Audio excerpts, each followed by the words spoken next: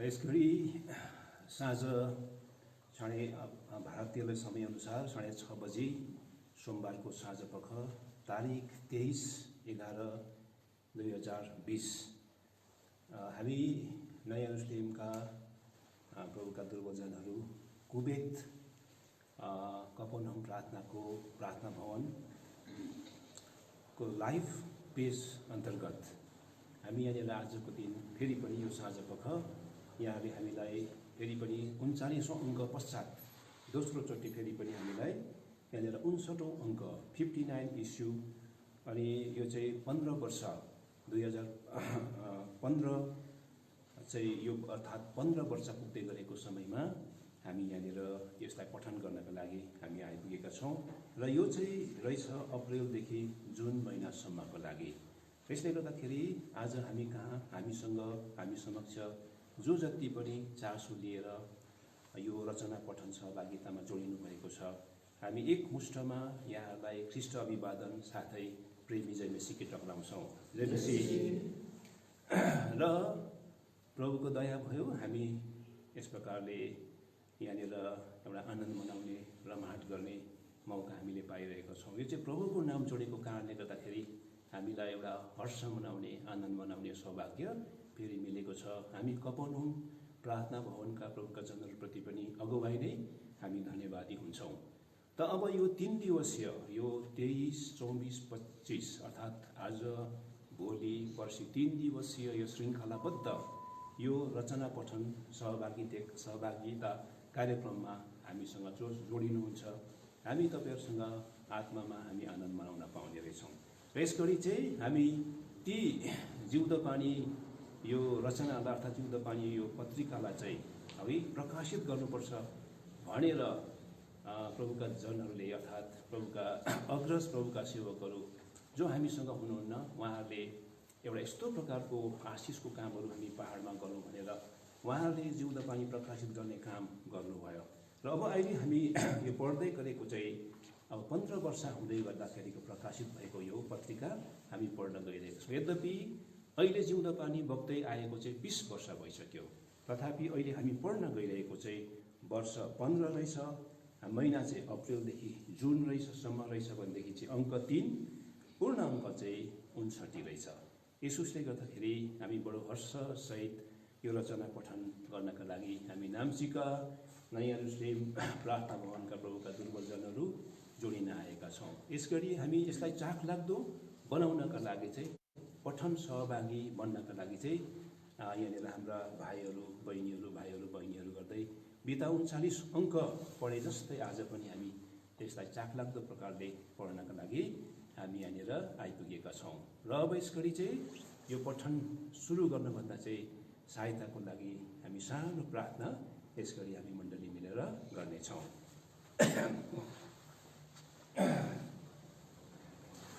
हाम्रा प्रेमी प्रभु अनुग्रही परमेश्वर, हामी फेरि पनि बडो हर्षित हृदय लिएर यो साँझपख तपाईँ प्रभुलाई धन्यवाद दिन्छौँ। यसरी प्रभु प्रभुको दया भयो, प्रभुका जनहरूले हामीलाई सम्झना गरे र हामीले प्रभुजी अरू प्रभुका जन जस्तै यस प्रकारले हामीले पनि यसरी यो रचना पठन गरिकन आत्मामा आनन्दित हुने यो मौका हामीलाई मिल्न गएको छ। हामी सबै कुरोको लागि धन्यवाद दिन्छौँ। फर्केर हेर्दाखेरि 39औं अङ्क पनि हामीलाई पढ्नका लागि यहाँले आज सल्लाह दिनुभए अनुसार त्यसमा पनि हामीले आशिष पाएका थियौँ। र अब यसरी प्रभुजी हामी 69औं अङ्क हामी पढ्न गइरहेका छौँ। हामी यस कुरोको लागि धन्यवाद दिन्छौँ।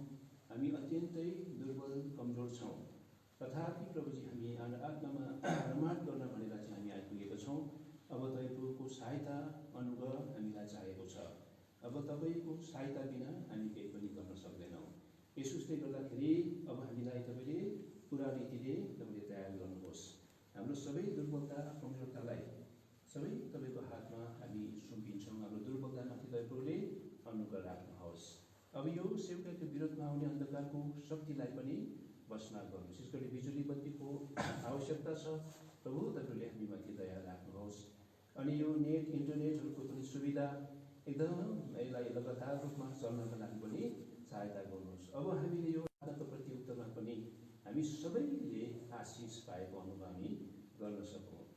हामीसँग जोडिएका जो कोही प्रभु हामीसँग यस प्रकारले यस फेसबुक लाइभ यहाँहरू हामीसँग जोडिनु भएको छ, यहाँहरूलाई पनि तपाईँले आशिष दिने काम गर्नुहोस् भनेर हामी तपाईँलाई बिन्ती गर्दछौँ। अब यो सेवकाईलाई तपाईँको हातमा सुक्दै यस कुरामा आशिष माग्दै हाम्रो सबै धन्यवाद सहित दिँदै तपाईँको उपस्थिति अनि आशिषको चाहना राख्दै हाम्रो सबै धन्यवाद सहित बिन्ती प्रार्थना माग्दै महान मुक्तिदाता जिउँदो प्यारो प्रभु यीशु मसीहको नाममा सुगो पिता सुनिकन ग्रहण गर्नुहोस्। अब हामी रचना पठन गर्ने क्रममा सर्वप्रथम अब अहिलेलाई चाहिँ हामी सम्पादकीय कलमबाट हामी पठन गर्न सुरु गर्नेछौँ। अघिबाट भनेअनुसार हामी भाइ बहिनी गर्दै आलो पालो गर्दै क्रमबद्ध ढङ्गमा हामी पढ्नेछौँ। र यो अहिले सम्पादकीय कलम पढ्नका लागि चाहिँ सर्वप्रथम हाम्रो भाइ एजर राईलाई म अगाडि निम्ताउँछु।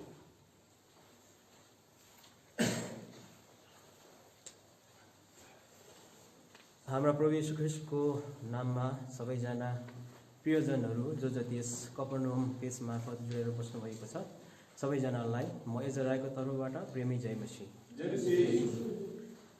र यो 59औं भङ्गालो जिउँदो पानी पठन गर्ने फेरि पनि न्यू जेरुसलेमका हामी शुद्धहरूलाई पालो परेको छ, यो अवसर मिलेको छ र हामी यसबाट पढ्न गइरहेका छौँ। र सर्वप्रथम यस 59औं भङ्गालोको सम्पादकीय कलमबाट पठन गर्न गइरहेको छु र यसको शीर्षक छ एकले अर्कालाई श्रेष्ठ ठानौँ।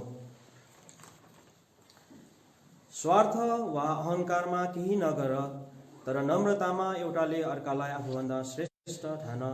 फिलिपी 2:3 पद।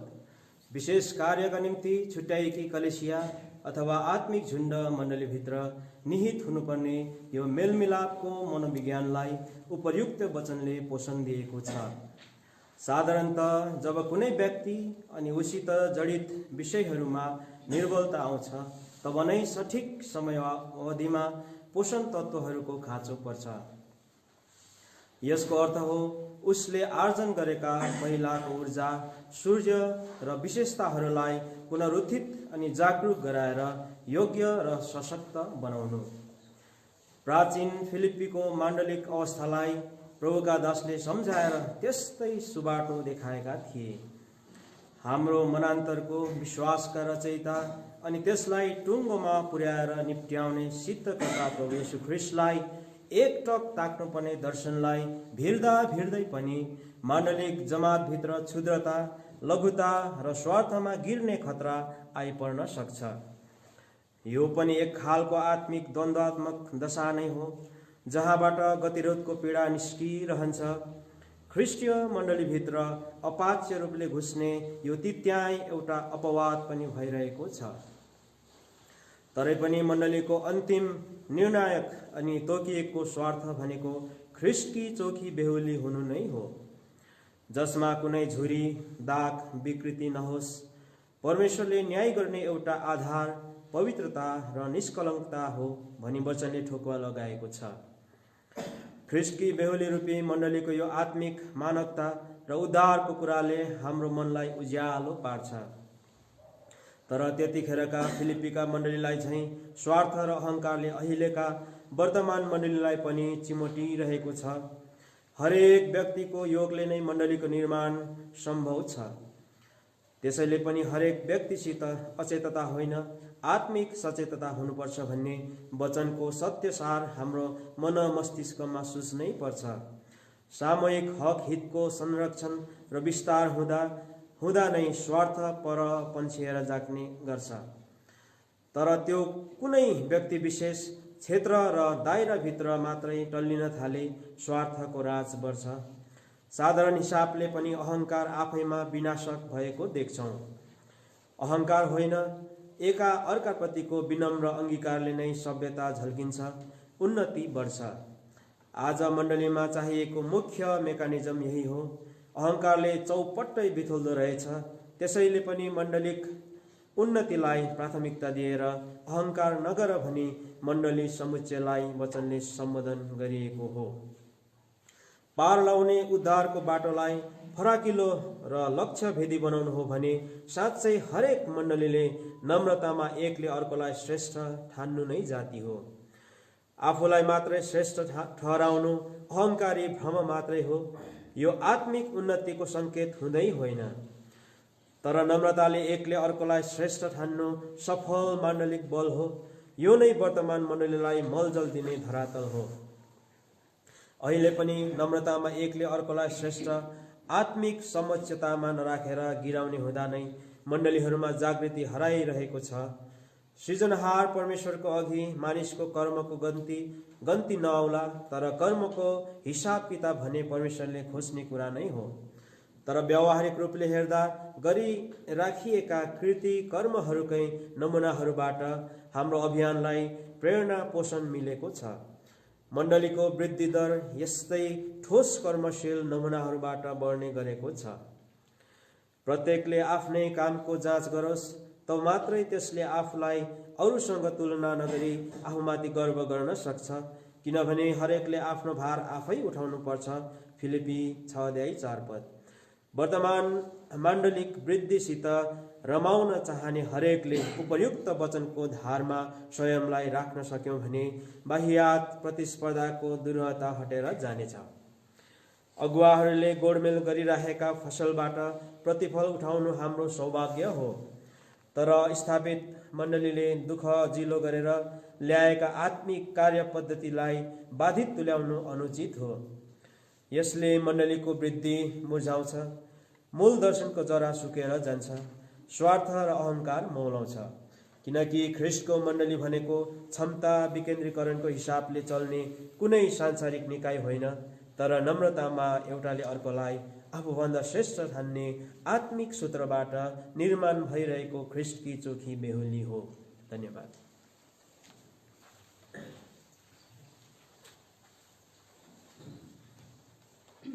सबैजनालाई म सुकित लेप्चाको तर्फबाट प्रेमी जय मसीह।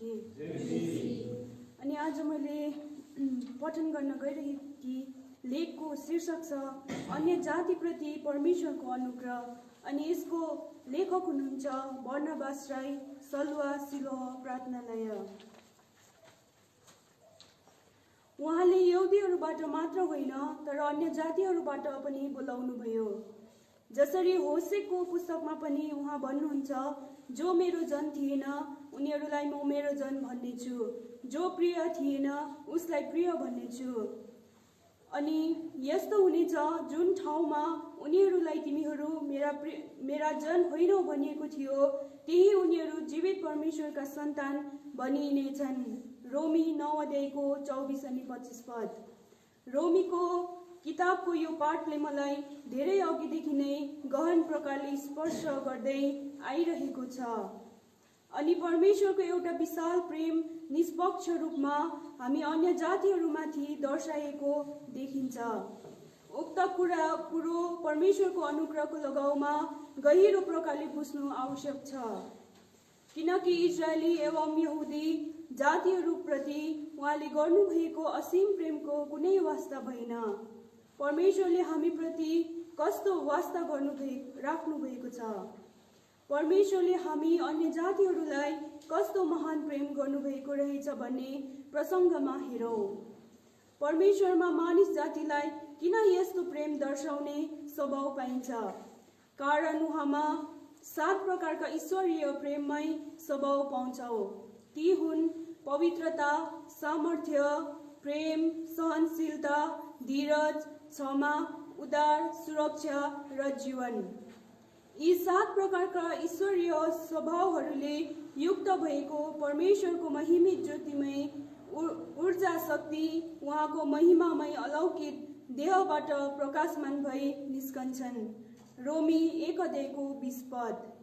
यी अलौकिक गुणहरू भएका कारणले हामी जस्ता पछौटे जाति अन्य जातिहरूलाई पनि प्रशस्त रूपमा लाभ उठाउने सौभाग्य प्राप्त भयो। यहाँ किन घरिघरि अन्य जाति भनेर दोहोऱ्याएको छ? अन्य जातिको मौलिक अर्थ परमेश्वरले विशेष प्रकारले छान्नुभएका अथवा उहाँको निम्ति अलग पारिएका जाति इजरायली एवं यहुदी जाति हुन्। यो विशेष जाति बाहेक अरू जातिहरूलाई बाइबलमा अन्य जाति भनिएको छ। मूर्ति पूजक जातिहरूलाई बाइबलमा अन्य जाति भनिएको छ। पवित्र शास्त्र बाइबलमा अध्ययन गर्दा हुँदै दोस्रो पुस्ता नुहको समय उसो धरतीमा मानिसको जनसङ्ख्या बढ्दै गयो।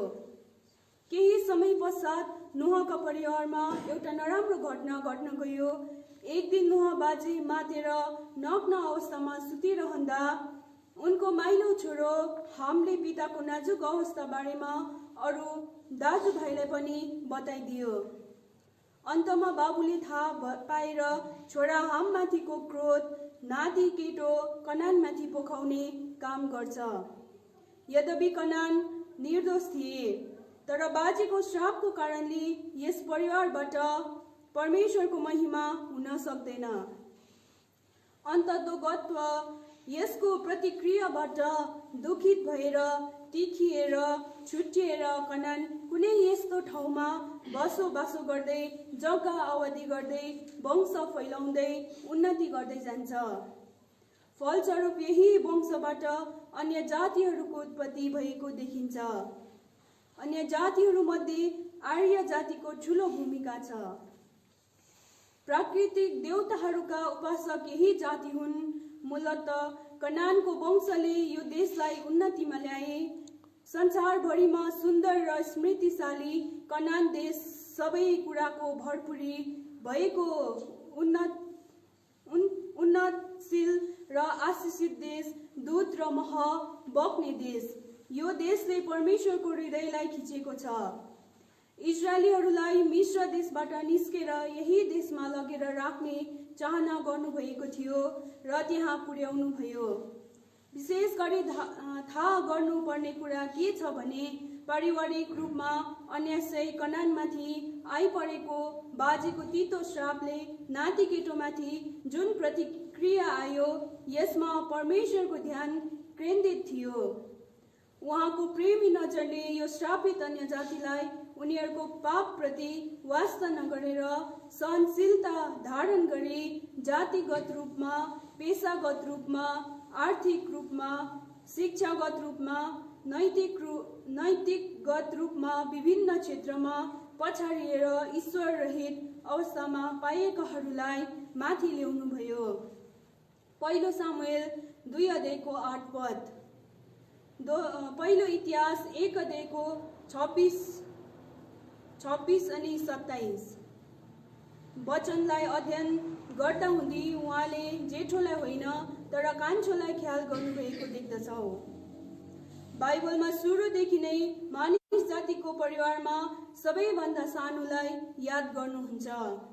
जसरी क्रमै अनुसार 1 कैन र हाबिलमा अनि 2 इस्माइल इसाकमा, 3 एसाउ अनि याकुबमा, 4 याकुबका 12 छोराहरूमा युसुफलाई, 5 मनश्शे र एफ्रेममा, 6 यिसैका 8 भाइ छोराहरूमा दाउदलाई, 7 दाउदका छोराहरूमा कान्छो छोरो सुलेमानलाई। सुलेमान चाहिँ आफ्नो पिता दाउदको सिंहासनमा बस्ने सौभाग्य पाए।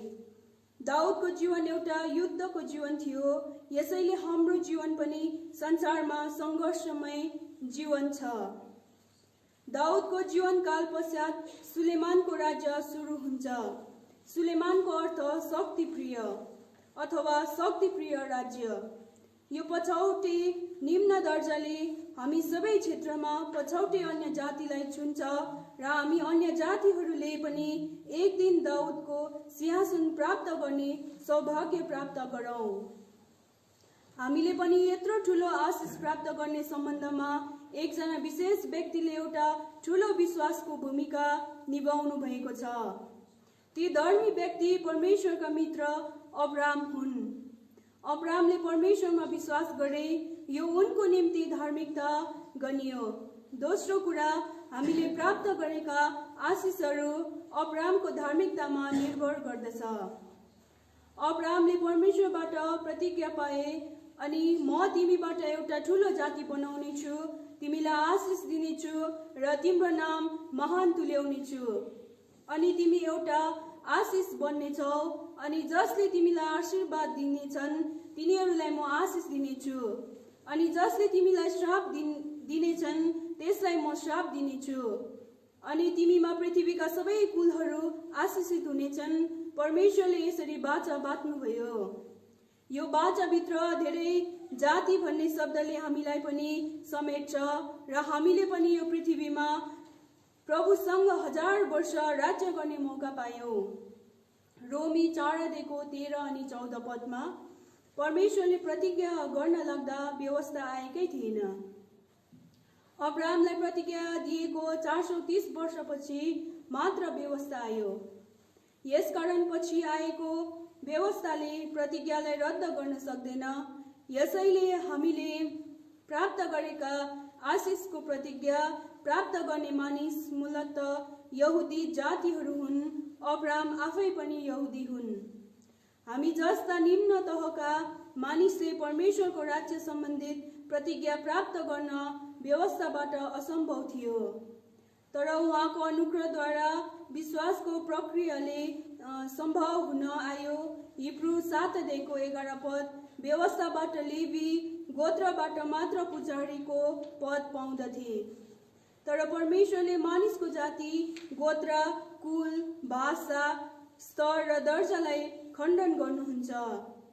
व्यवस्थाको आधारमा हामी अन्य जातिहरू उहाँको सेवा गर्नु त होइन, परमेश्वरको भवनमा जान समेत मनाही थियो। यहुदी र अन्य जातिका बीचमा छुवाछुत थियो, पानी समेत चल्दैन थियो। कति कठोर व्यवस्था!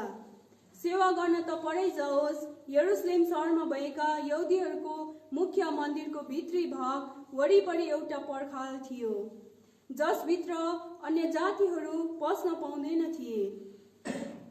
त्यो पर्खाल एक प्रकारको प्रतीक वा चिन्ह थियो, जसको मतलब अन्य जातिहरू परमेश्वरको नजिक आउन पाउँदैन भन्ने थियो। पहिलो पत्रुस 2:9 पदमा लेखिए मुताबिक हामी उहाँका पवित्र पुजारी बनाएका छौं।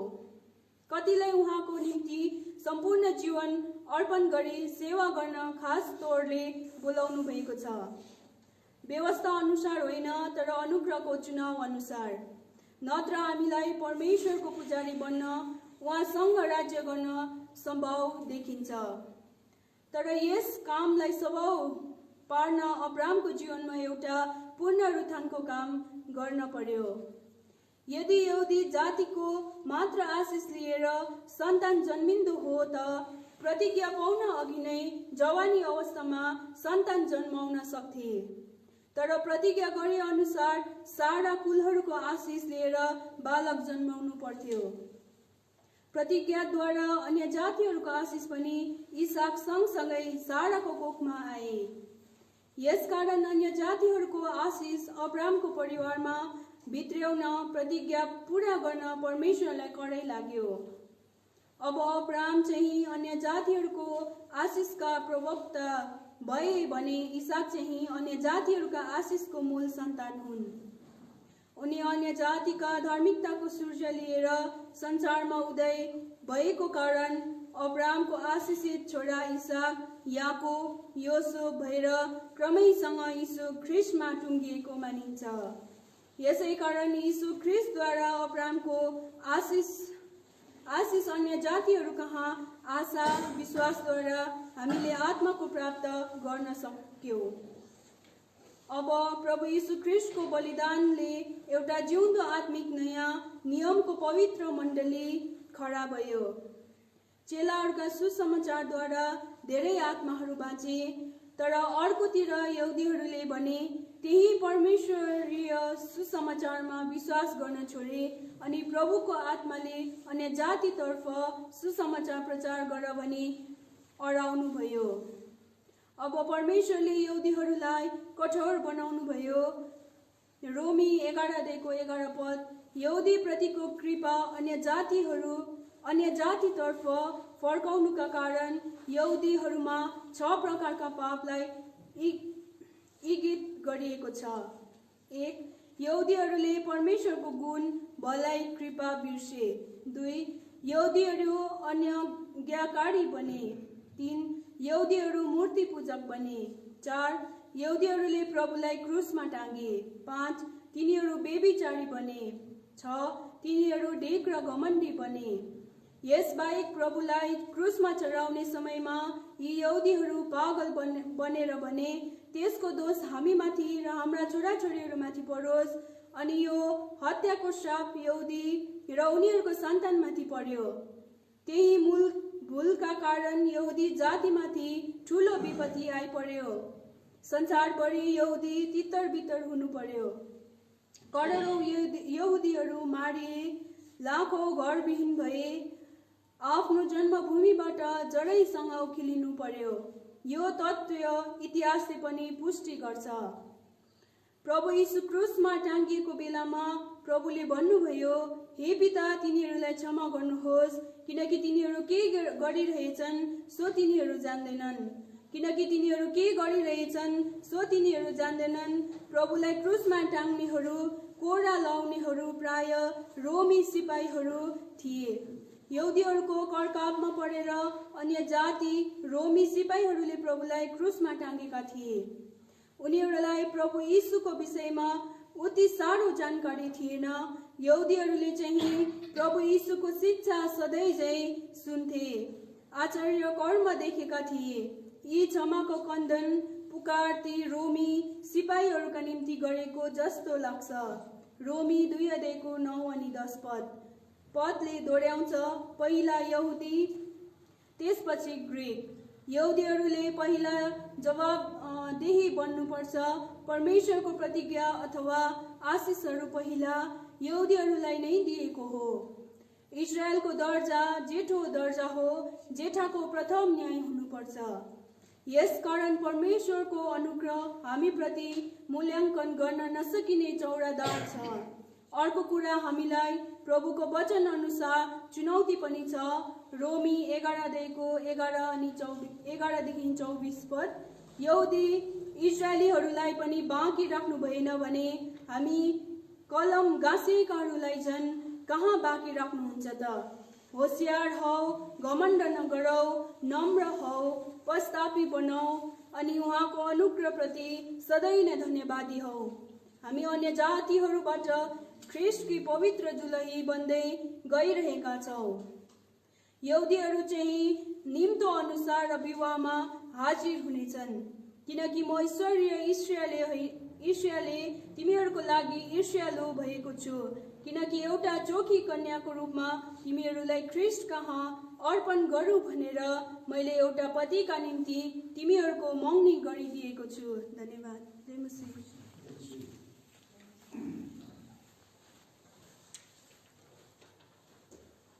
म असिना छेत्रीबाट सबैजनालाई प्रेमी जय मसीह। आज तपाईँहरूको अगाडि म यहाँ एउटा कविताको पाठन गर्न गइरहेको छु र मेरो कविताको शीर्षक छ पानी पिउने बानी। यसलाई लेख्नु भएको छ आमोस शर्मा, बर्सोरा, मेघालयबाट। पानी पिउने बानी। पाएँ मैले अर्को मौका पिउने जिउँदो पानीलाई, छोड्न सकिनँ मैले आफ्नो पानी पिउने बानीलाई। वर्ष 14 को तेस्रो अङ्क आइपुग्यो मेरो हातमा, देश विदेशका नौला कुरा लिएर आफ्नो साथमा। खुसी लाग्यो सुन्न पाउँदा परमेश्वरका आश्चर्य कर्महरू, हृदय आनन्दले रमायो, चाहेन अरू केही थोकहरू। येशूमा पवित्र, युएसएमा पवित्र महासभा हुँदो रहेछ, नेपालमा पनि युवा शिविर भएछ। धेरै ठाउँमा प्रभुका कामहरू बढ्दै गएछन्, खेतालाहरूको निकै खाँचो रहेछ। विश्वास अघि बढ्दै जाँदा पहाडहरू पछि हट्दै गएछन्। विभिन्न थरीका कविता र लेखले अङ्क अति नै रमाइलो लाग्यो। सबै विस्तारसँग पढ्दै जाँदा प्रभुलाई धेरै धन्यवाद दिइरहन् मनभरि इच्छा जाग्यो। प्रभुसँगै प्रार्थना गर्न नयाँ इच्छा मनमा लाग्यो। आशिष दिउन् प्रभुले आफ्ना सबै घरानालाई देख्न सकुन्, यसरी चुनिएकाहरूको भलाई। धन्यवाद। जय मसीह।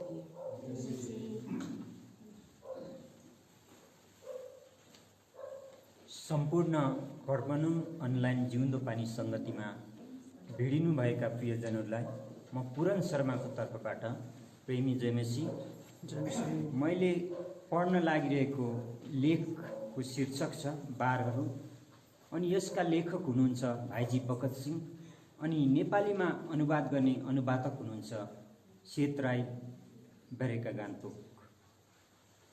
बारहरू पवित्र स्थानका फल्याकहरू बाँध्नलाई 4वटा सुनले मोहरेका काठका बारहरूलाई एकसाथ बाँधुन्। यी मध्ये 4वटा चाहिँ बाहिरपट्टिबाट देखिन सक्छ र 5औं बार चाहिँ फल्याकहरूलाई एक छेउदेखि अर्को छेउसम्म जोड्नलाई भित्रबाट हाल्नु। प्रस्थान 26 अध्यायको 26 देखि 29 पदसम्म।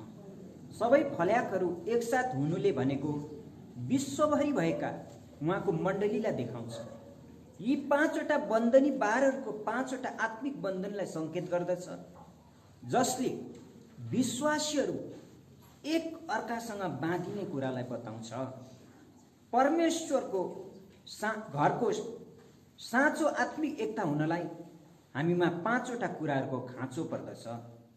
जसरी त्यहाँ बबुल काठको 4वटा बारहरू हुँदछ जसलाई बाहिरबाट देखिन्छ अनि एउटा चाहिँ बीचमा हुँदछ, यसरी नै 4वटा बाहिरी बन्धनी अनि एउटा भित्री बन्धनी जसलाई देख्न सकिन्न।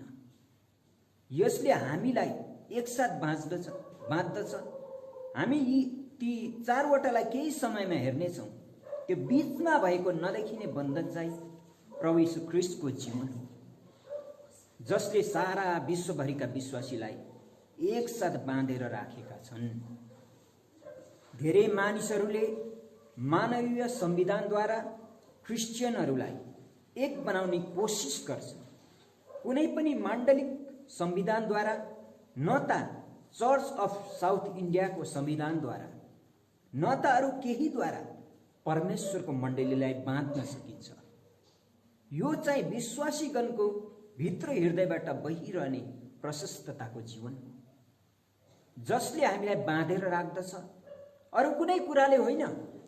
यदि प्रभु येशू ख्रीष्टको जीवन तपाईमा वा ममा बहन्छ भने हामी एक अर्कामा बाँधिएका हुन्छौँ। तर यदि हामी आत्मामा जिलाइएका छैनौँ भने हामीमा अनेकता हुँदछ र एक अर्कामा मेल हुन सक्दैन। ख्रीष्टको मण्डलीलाई मानवीय नियमहरूले बाँध्नु भनेको हुन नसक्ने विषय हो। संविधानहरू त केवल बल र अधिकार देखाउने माध्यम मात्र हो, जस्तो इन्डियामा ब्राह्मणहरूले गर्ने गर्छन्। क्रिस्चियनहरू पनि सङ्घी विश्वासीहरूमाथि बल अनि अधिकार देखाउन चाहन्छन् भने तीहरूलाई क्रिस्चियन ब्राह्मणहरू भन्नुपर्छ होला। उनीहरू नियम बनाउँछन् अनि मानिसहरूमाथि थप्छन् अनि भन्छन्, यदि तिमीहरूले यो वा त्यो गरेनौ भने तिमीहरू यो संस्थाबाट बहिष्कार हुनेछ।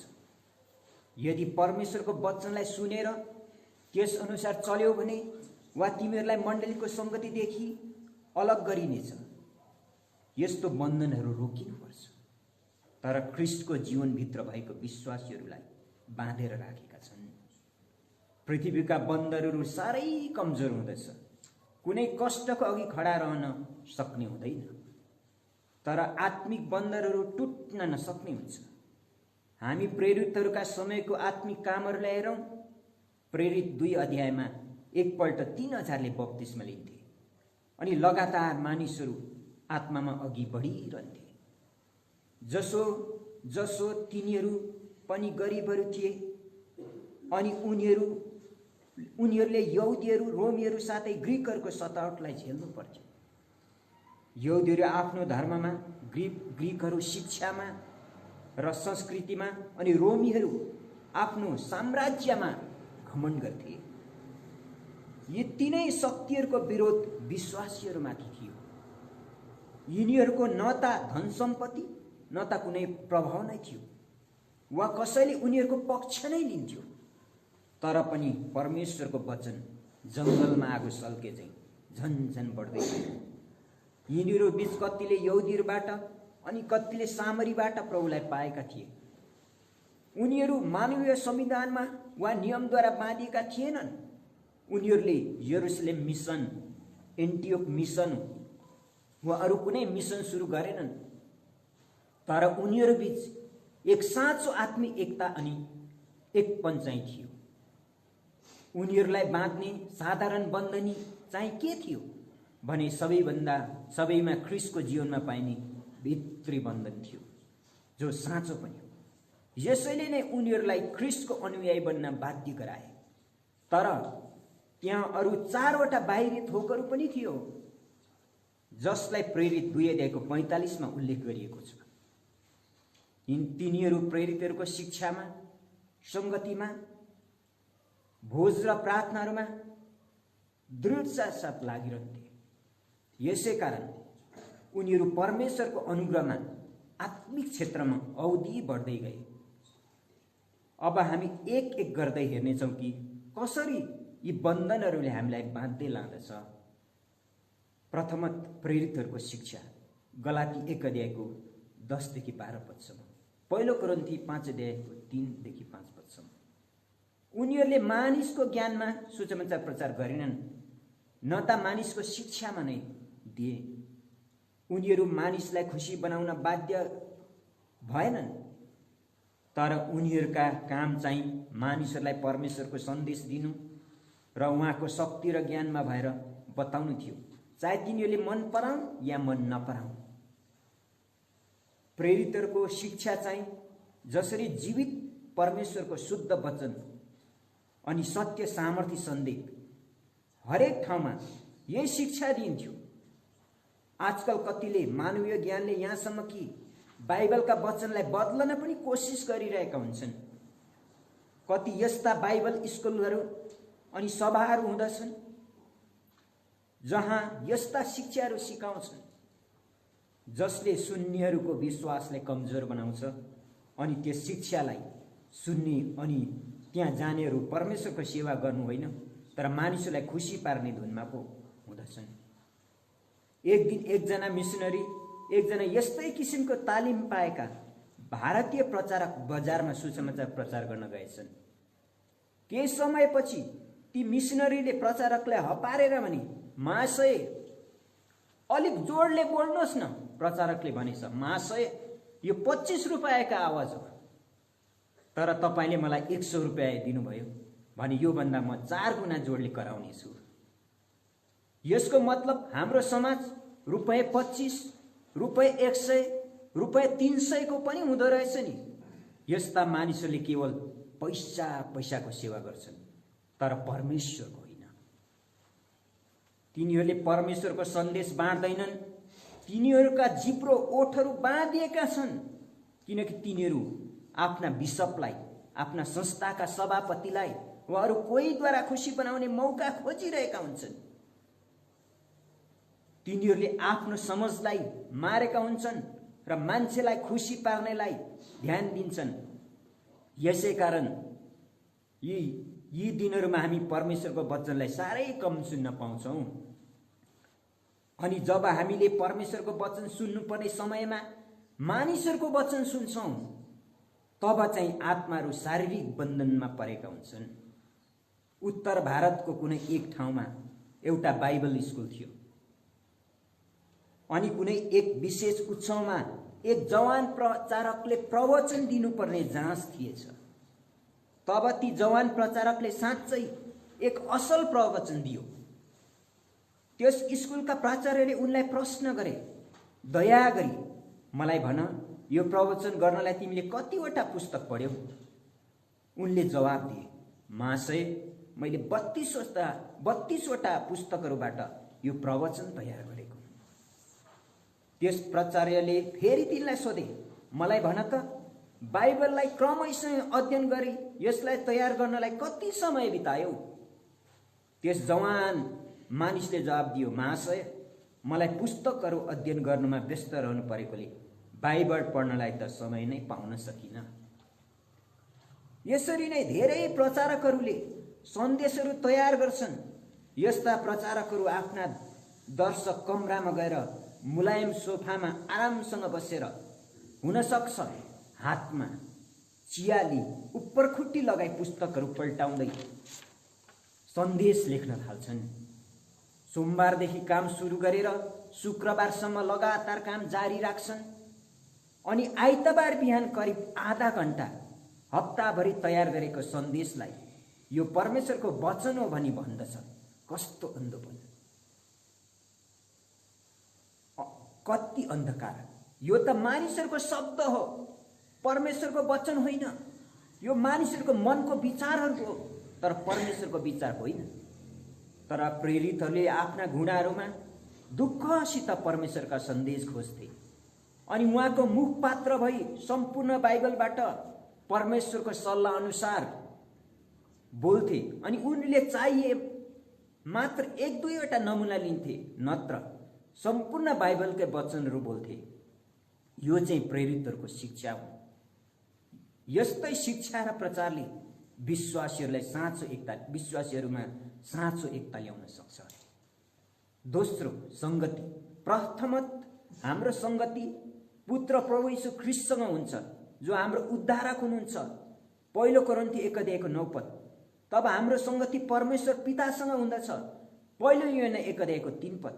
अन्तमा हाम्रो संगति हामीसँग अनि उनीहरूसँग जोहरू परमेश्वरको ज्योतिमा हिँड्दछन्। पहिलो यूहन्ना 1:7।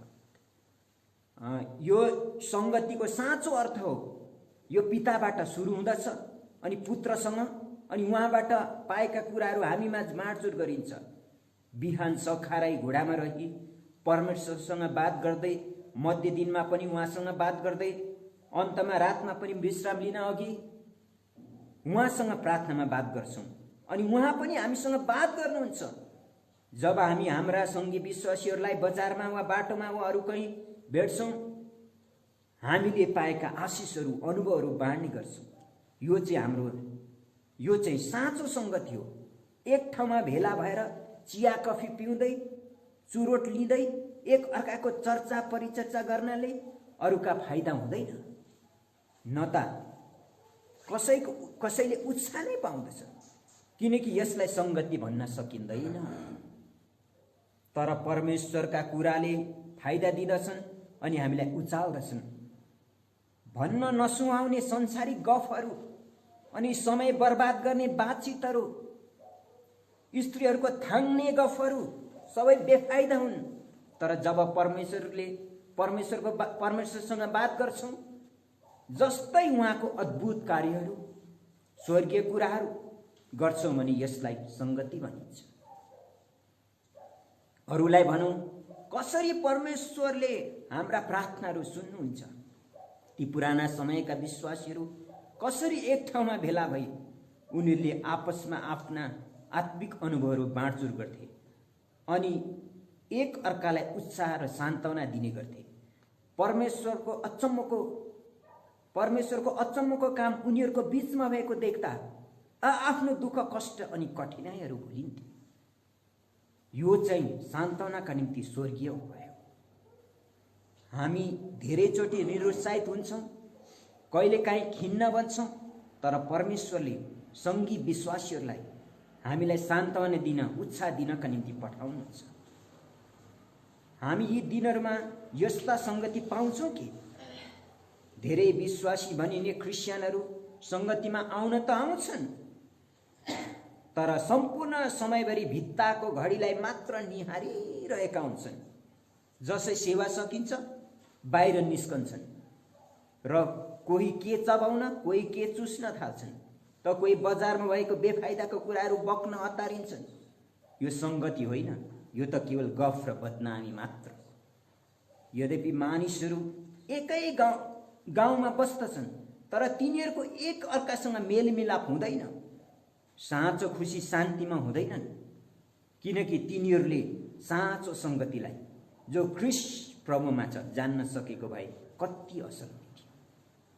प्रेम र सङ्गतिमा बल अनि शक्ति छ। हामी एकै शरीर चाहिँ मिलापमा रह्यौँ भने हाम्रा शोक र गरिबीलाई भुल्न सक्छौँ। एक अर्काका भारलाई उठायौँ भने ख्रीष्टको व्यवस्थालाई पुरा गर्दछौँ। उहाँको नाममा एक भएर प्रार्थनामा समय बितायौँ भने हामी शैतानलाई पनि बाँच्न सक्नेछौँ। मत्ती 18:18 अनि 19 पद। क्रमश। धन्यवाद।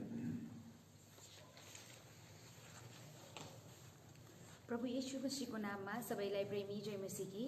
मेरो नाम मिना सुब्बा हो र आज जुन रचना म पठन गर्न गइरहेकी छु यसको शीर्षक छ सोत्तर पार्ने सेन्तेरेम। कष्ट कसको हो, अनुताप कसको हो, झगडा कसको हो औ फिक्री कसको हो?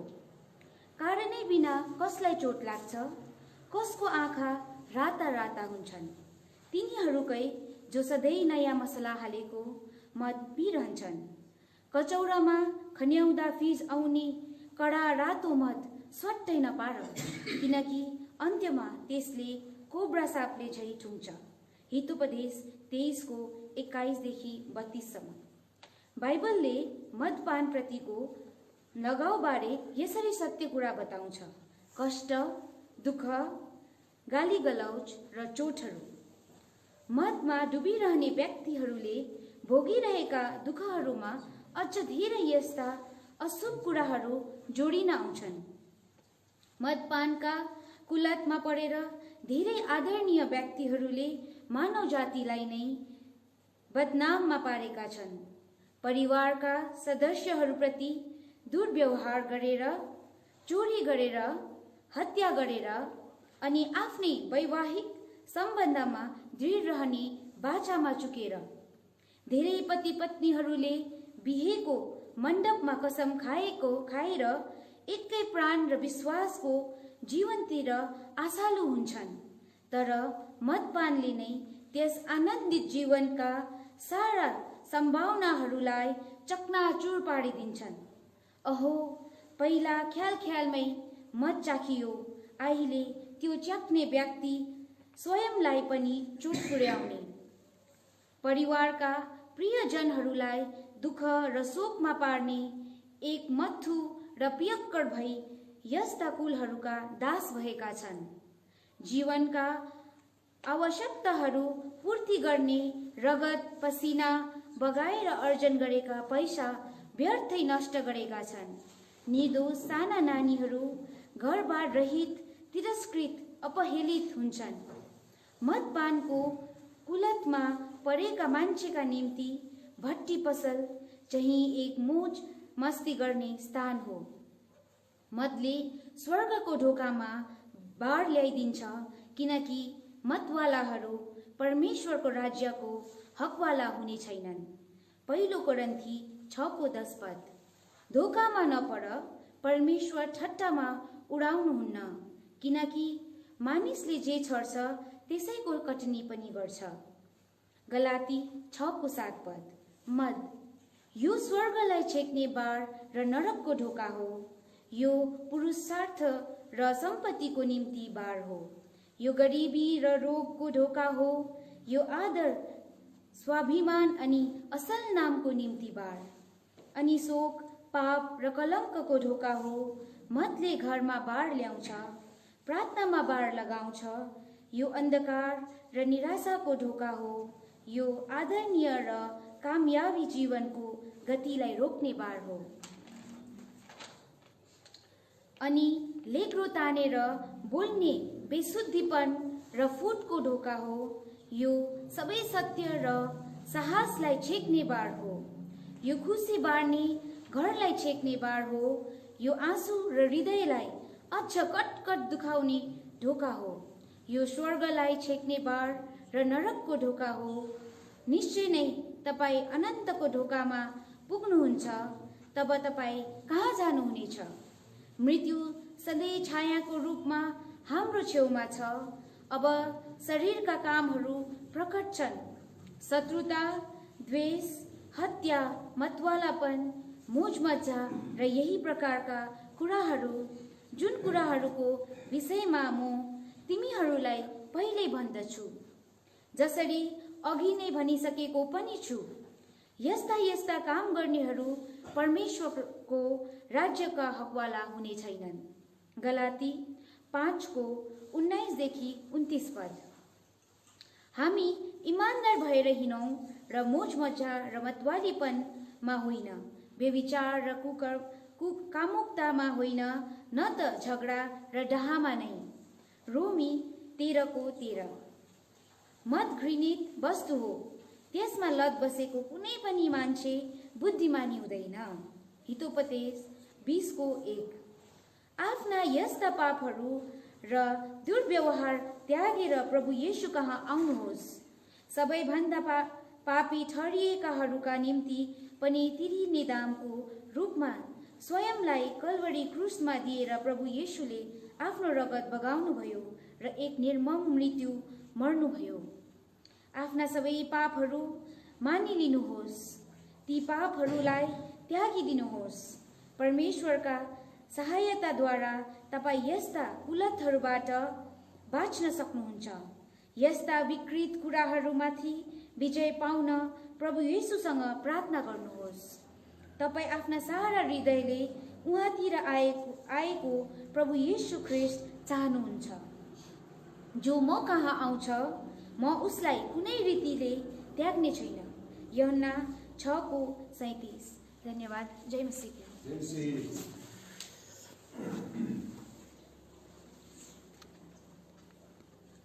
मरन्दी प्रायबाट प्रभु यीशु मसीहको नाममा सबैलाई प्रेमी जन सिकी। मेरो भागमा एउटा छोटो कविता परेको छ। यस कविताको शीर्षक छ विश्वासी जीवन र यसको लेखिका हुनुहुन्छ प्रशंसा राई, मिरिक, यहोवा सम्मान। छ जीवन सुन्दर, जीवनको आशा छ त्यहाँ। छ जीवन सुन्दर, जीवनको आशा छ त्यहाँ। जानु छ संसार एक दिन छोडी, पापको क्षमा माग है परमेश्वरको अगाडि हात जोडी। जिउनु छ अब ख्रिस्टकै निम्ति, मर्नु छ अब ख्रिस्टकै निम्ति। जिउनु छ अब ख्रिस्टकै निम्ति, मर्नु छ अब ख्रिस्टकै निम्ति। तयार भइसकेको छ मेरो निम्ति त्यो स्वर्गीय ठाउँ। के लेखेको छ जीवनको पुस्तकमा तिम्रो पनि नाउँ। उहाँले हाम्रो सबै पापको तिरिसक्नुभयो ऋण, ख्रिस्टको आगमनको नजिक आयो दिन। उहाँले हाम्रो सबै पापको तिरिसक्नुभयो ऋण, ख्रिस्टको आगमनको नजिक आयो दिन।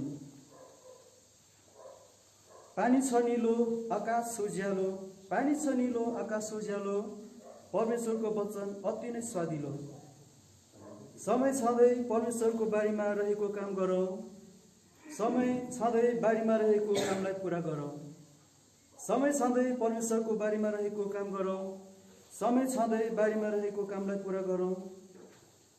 दुःखहरू सहँदै कष्टहरूको सामना गर्दै प्रवेश गर्नेछौँ आनन्दभित्र खुसीको आँसु झार्दै।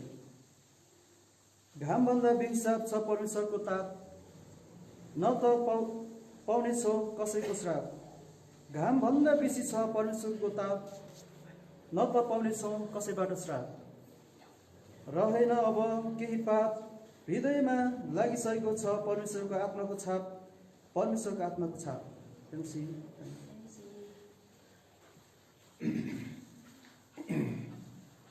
र हामीलाई निर्धारित रूपमा ठहराएको 3 दिवसीय यो रचना पठन सहभागिताको समय आज पहिलो दिन यहाँनिर समाप्त भएको घोषणा गर्नुभन्दा अगाडि हामी सानो प्रार्थना गर्छौँ र प्रार्थना गरेर हामी बिदा लिन्छौँ र भोलि पर्सि फेरि यसरी नै हामी यहाँनिर यो कफनहोम प्रार्थना भवनको लाइभ पेज अन्तर्गत हामी जोडिनेछौँ। र अहिलेलाई तपाईँहरू जो जति हामीसँग सहभागी हुनुभयो, जोडिनु भयो, हामीलाई उत्साह दिनुभयो, हामीसँग सङ्गतिमा बसिकन हामी खुबै धन्यवादी छौँ। र अब हामी आजको यो रचना पठन पहिलो दिनलाई चाहिँ हामी यहाँनिर अन्त गर्न गइरहेका छौँ। योभन्दा अगाडि चाहिँ प्रभुलाई हामी सानो धन्यवाद दिन्छौँ। र हाम्रा प्रेमी प्रभु, तपाईँलाई फेरि पनि बडो हर्षित हृदयले धन्यवाद टक्राउँछौँ। तपाईँले ठहराउनु भएको 3 दिवसीय सेवकाईको आज पहिलो दिन यहाँनिर ठहराएको समय यहाँनिर समापन गरिन्छ। प्रभु, तपाईँले आज हामीलाई आज जुन जुन प्रकारको रचना पढ्न दिनुभयो, कविताहरू पढ्न दिनुभयो, हामी सबै कुरोको लागि तपाईँलाई धन्यवाद दिन्छौँ। यो रचनाहरू पढ्दाखेरि हाम्रा पूर्वजहरू, आज हाम्रा आत्मिक पुर्खाहरू, हाम्रा बाबुहरूलाई सम्झना गर्ने अवसर हामीलाई दिनुभयो। यो पहाडमा जिउँदो पानीको तिर्खा हामीले पुरा गर्नुपर्छ भनिकन यो जिउँदो पानीलाई आज प्रकाशित गर्नका लागि प्रभु तपाईँको आफ्नो दासहरूले धेरै धेरै प्रार्थना गरिकन यो वचन अनुसार यो रचना, यो जिउँदो पानी पत्रिकालाई पहाडमा प्रकाशित गर्नका लागि सहायता गर्नुभयो। लगायत प्रभु यो जिउँदो पानी बग्दै बग्दै देश देशान्तर भएका विश्वासीजनहरू कहाँ पनि यो जिउँदो पानी बग्दै बग्दै गएर त्यहाँ पनि सिस्ने काम गरेको छ, आशिषित तुल्याउने काम गरेको छ। हामी बडो खुसी हुँदै तपाईँलाई धन्यवाद दिन्छौँ। अब यो जिउँदो पानी रचना पठनको क्रमले गर्दाखेरि हामी त प्रभुका जनहरू जो छरिएर बसेका छन् यहाँहरूसँग हामी एकत्र भेला हुन पाएका छौँ, आत्मामा आनन्द बाँडचुँड गर्न पाएका छौँ। यो अत्यन्तै रमाट गर्ने खुसी हुने कुरा छ। हामी यस कुरोको लागि तपाईँलाई धन्यवाद दिन्छौँ। यो रचना पठन सहभागिताले चाहिँ आज मण्डली, विश्वव्यापी मण्डली, छरिएर बसेको मण्डलीहरूको एउटै दर्शनमा हामी सङ्गति गरिरहेको अनुभव पनि हामीलाई गर्न दिइरहनु भएको लागि हामी तपाईँलाई धन्यवाद दिन्छौँ। अब प्रभुजी यो इन्टरनेटको कनेक्टिभिटीलाई तपाईँले एकदम सुचारू रूपमा तपाईँले कायम राखिदिनु, जसको कारणले गर्दाखेरि यो रचना सर्वत्र पढेर अरूलाई पनि सुनाउनका लागि तपाईँले हामीलाई सहायता गर्नुभयो।